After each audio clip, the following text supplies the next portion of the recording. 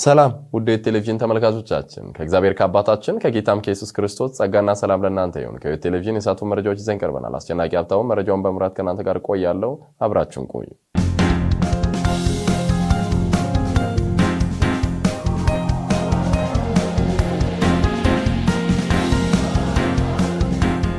በኢትዮጵያ ቃልዮት ቤተክርስቲያን በአዲስ አበባና አካባቢው ቀጠና የሴቶች አገልግሎት ክፍል ክርስቶስን ማዕከል ያደረገ አመራር በሚል ርዕስ ስልጠና ተሰጠ።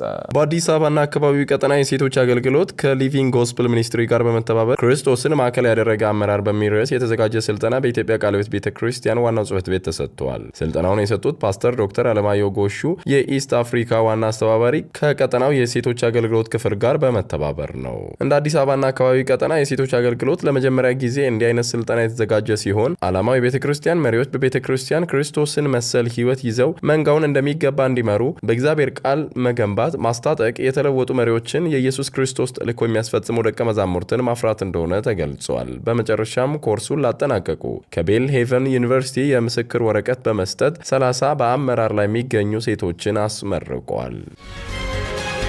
የሲቢኤስ ኢትዮጵያ ስፖከን መጽሐፍ ቅዱስ ጥናት አሰልጣኞች ስልጠና ለቤተ ክርስቲያን መሪዎችና አገልጋዮች ሰጠ።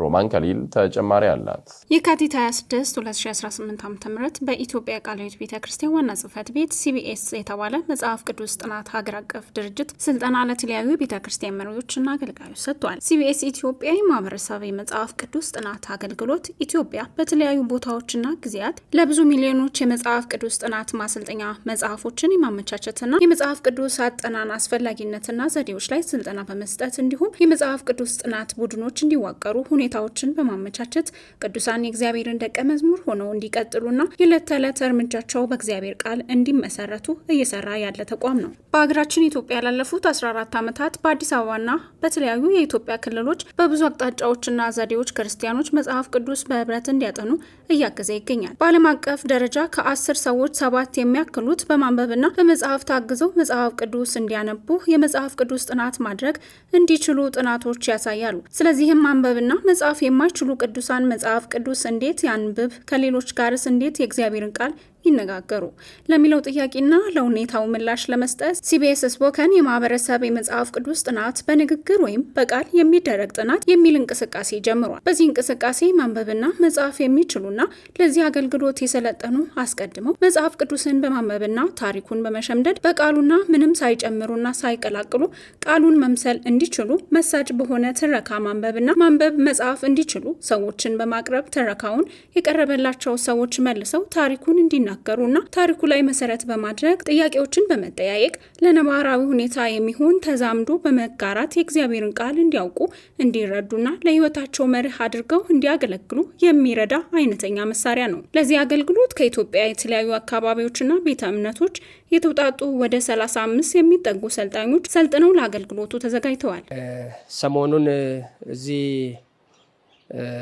ከትላንትና ጀምሮ የማህበረሰብ መጽሐፍ ቅዱስ ጥናት በንግግር የሚደረግ የመጽሐፍ ቅዱስ ጥናት ስልጠና ከአሜሪካን አገር እና ከአፍሪካ አገር ከመጡ ሰዎች ጋር በመሆን እዚህ በኢትዮጵያ ቃልዮት ቤተክርስቲያን ዋና ጽሕፈት ቤት የስብሰባ አዳራሽ ስልጠና እያካሄደን እንገኛለን። ከተለያዩ አብያተ ክርስቲያናት ከሞላው አገሪቱ ክፍል የመጡ ወደ 35 የሚሆኑ ሰልጣኞች በዚህ ስልጠና ውስጥ ይገኛሉ። የማህበረሰብ መጽሐፍ ቅዱስ ጥናት አገልግሎት ያው ብዙ ቦታ ላይ ደርሰን እንዳሰለጠንና የመጽሐፍ ቅዱስ ጥናቶችን እንዳስጀመርን ዋናው ትኩረት አድርጎ የሚሰራው በመጽሐፍ ቅዱስ ጥናት ላይ ነው። መጽሐፍ ቅዱስን ሰዎች እንዲያነቡ እንዲያጠኑና ዋናም ሀሳቡ በእግዚአብሔር ቃል የተለወጡ ሕይወቶችን ማፍራት ነው። ይህ የማህበረሰብ መጽሐፍ ቅዱስ ጥናት አገልግሎት ሰዎችን ሁሉ ኑ ወደ እግዚአብሔር ቃል እንመለስ እያለ የጥናት መጽሐፎችን በዛ ላይ ደግሞ ማስጠኛ መጽሐፎችን አዘጋጅተን የምናቀርብ አገልግሎት ነው። ከሁሉም አብያተ ክርስቲያናት ጋር የሚሰራ ነው። ስሙ ራሱ እንደሚያመለክተው ማህበረሰብ የሚለው ቃል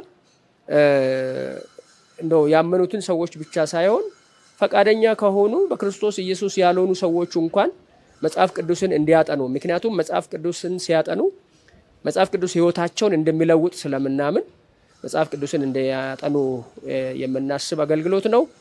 በዚህ አገልግሎት አሁን የአዋቂዎች የመጽሐፍ ቅዱስ ጥናት አለ። እንደገና ደግሞ ሲ እንደ ዋይ የምንለው የልጆችና የወጣቶች አገልግሎት አለ። እንደገና ደግሞ ሲቢኤስ ኮኔክት ብለን የምንለው አሁን ደግሞ በኢንተርኔት በኦንላይን የሚደረግ ወጣቶች በዛ በኦንላይን እንዲያጠኑ የምናደርግ አለ። አሁን ደግሞ እንደተነጋገርነው በንግግር የሚደረግ የማህበረሰብ የመጽሐፍ ቅዱስ ጥናት ወይም ስፖኬን ባይብል ስቴዲ ብለን የምንለው አለና በዚህ ሁሉ ኢትዮጵያ ውስጥ ያሉ አብያተ ክርስቲያናት እንዲጠቀሙ ጥሪያችንን እናቀርባለን።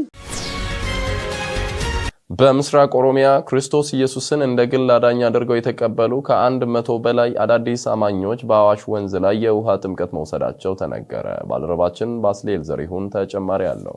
በምስራቅ ኦሮሚያ በውሰት ወረዳ ክርስቶስ ኢየሱስን እንደ ግል አዳኛቸው አድርገው የተቀበሉ ከ100 በላይ ሰዎች በአዋሽ ወንዝ ላይ የውሃ ጥምቀት መውሰዳቸውን ተነገረ። የጥምቀት ስርዓቱ የተከናወነው በአዋሽ ወንዝ ዳርቻ ሲሆን በርካታ ምዕመናን፣ የሃይማኖት አባቶችና የአካባቢው ነዋሪዎች በተገኙበት በታላቅ ድምቀት ተከብሯል። የጥምቀት ስርዓቱን ከተጠናቀቀ በኋላ ለአዲስ አማኝ መጽሐፍ ቅዱስ ስጦታ ተበርክቷል። ይህ የጥምቀት ስርዓት በአካባቢው የክርስትና እምነት እያደገ መምጣቱን የሚያሳይ ሲሆን አዳዲስ አማኞች በክርስትና እምነት እንዲጸኑና የመጽሐፍ ቅዱስ ስጦታውም የእምነት ህይወታቸውን እንደሚያሳድግ ተገልጿል። የኢትዮጵያ ወንጌላዊት ቤተክርስቲያን መካነ ኢየሱስ አዲስ አበባ ሲኖዶስ የልጆች ክፍል የልጆች ፌስቲቫል አካሄደ። ባልደረባችን ባስሌል ዘሪሁን ተጨማሪ አለው። በሲኖዶስ የልጆች ክፍል የሚዘጋጀው ዓመታዊ የልጆች ፌስቲቫል በእንጦጦ መካነ ኢየሱስ ማህበረ ምዕመናን በደማቅ ሁኔታ ተከበረ። የኢትዮጵያ ወንጌላውያን ቤተክርስቲያን መካነ ኢየሱስ አዲስ አበባ ሲኖዶስ ስር የሚገኙ ከተለያዩ ከማህበረ ምዕመናን የተውጣጡ ልጆችና የልጆች አገልጋዮች ተሳትፈዋል።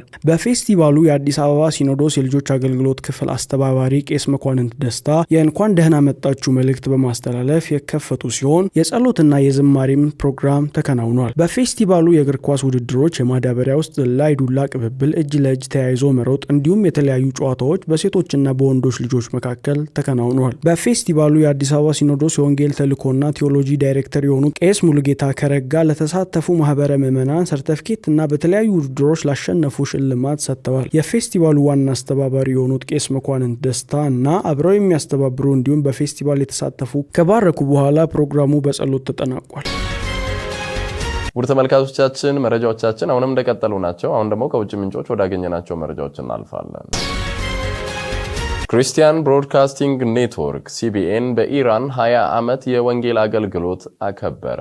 ባልደረባችን ሮማን ከሊል ተጨማሪ አላት። ሲቢኤን ከ20 ዓመታት በላይ በሳተላይት ቴሌቪዥን ስርጭቶች በድረገጾችና በስልክ ማዕከላት አማካኝነት ለኢራን ሕዝብ የሚያቀርበው ሀርት ፎር ኢራን የተባለ አገልግሎት 20ኛ ዓመት የምስረታ በዓሉን አክብሯል። ተቋሙ በፋይርስ ቋንቋ 24/7 በየቀኑ ወንጌል እየሰበከ የሚያስተላልፍ የሳተላይት ስርጭት መስጠቱንም አስታውቋል። ሀርት ፎር ኢራን ስራ አስፈጻሚ ዳይሬክተር ሰኞ ዕለት በቀጥታ ስርጭት ላይ ቀርበው ስለ አገልግሎቱና በኢራን ውስጥ ከተመልካቾች የተቀረቡትን ምስክርነቶች አጋርተዋል። የ20ኛ ዓመት የምስረታ በዓሉን ያለፈው ቅዳሜና እሁድ አክብሯል። ይህ በክልሉ የፖለቲካና የደህንነት ውጥረት እየተባባሰ ባለበት ወቅት ነው። እንደ የቅርብ ጊዜ ትንታኔና የ2020 የጥናት ውጤቶች መሰረት በኢራን በአሁኑ ሰዓት ወደ 1 ሚሊዮን የሚጠጉ ክርስቲያኖች እንዳሉም ይገለጻል። አብዛኞቹ እምነታቸውን በጸጥታና በቤት ለቤት ህብረቶች ውስጥ እንደሚካፈሉ ተጠቁሟል። በኢራን ህግ መሰረት ከእስልምና ወደ ሌላ ሃይማኖት መቀየር ከባድ መዘዝን ያስከትላል። በሃይማኖት መለወጥ ወይም በድብቅ አብያተ ክርስቲያናት ተሳትፎ የተከሰሱ ሰዎች እስርና ከባድ አያያዝ እንደሚያጋጥማቸውም ዘገባዎች ያመለክታሉ። ከዚህ በተጨማሪ ተቋሙ በኬብል በሳተላይትና በኢንተርኔት መድረኮች 24 ሰዓት የሚቀርብ የዓለም አቀፍ የዜና አገልግሎት ሲሆን ዋና መስሪያ ቤቱ በቨርጂኒያ ቢች ይገኛል። በ1980ዎቹ መጀመሪያ ላይም ከእንደ ክፍል የጀመረው ድርጅቱ በአሁኑ ጊዜ ወደ መልቲ ሚዲያ የዜና መድረኮች ተስፋፍቶም ቀጥሏል። ዘገባው የሲቢኤን ኒውስ ነው። 42 ጥርሶች ያሉት ማሌዥያዊው በዓለም ድንቃድንቅ መዝገብ ላይ ስሙን አሰፈረ። ማሌዥያዊው ፕራታፕ ሙንዳቢ ከተለመደው የሰው ልጅ የጥርስ ቁጥር ወጣ ባለመልኩ 42 ጥርሶችን በመያዝ የዓለማችን ባለብዙ ጥርስ ባለቤት በመባል የዓለም ድንቃድንቅ መዝገብ ላይ ስሙን አስፍሯል። ፕራታፕ ሲናገር የጥርሶቹን ብዛት ከቤተሰቡ ጋር ሆኖ ሲቆጥራቸው 38 የነበሩ ሲሆን በኋላ ላይ በኤክስሬይ ሲመረመር የጥርሱ አጠቃላይ ቁጥር 42 መሆኑን እንዳወቀ ተናግሯል። አብዛኛው ሰው 42 ጥርስ እንዳለ እንዳለኝ አያውቅም። ምክንያቱም ከፊት ለፊት የሚታዩ ጥርሶቼ አብዛኛው ሰው የያዘው የጥርስ አይነት ነው። እኔ ግን የዓለማችን ባለብዙ ጥርስ ባለቤት መሆኔን ሳስብ ልዩ ስሜት ይሰማኛል ብሏል። ፕራታፕ አክሎም አሁን ያለው የጥርስ ቁጥር ምንም አይነት በሱ ላይ ህመም ሆነ ጎንዮሽ ጉዳት እንዳላመጣበት ተናግሯል። ፕራታፕ እድሜው በሄደ ቁጥር የጥርሶቹ ቁጥር እየጨመረ የመጣ ሲሆን አሁን 33 ዓመቱ ላይ ይገኛል። እስከዚህ እድሜው በህፃንነቱ መንቀል የነበረበትን 2 ጥርስ እስካሁን እንዳልነቀለ በምርመራው ታውቋል።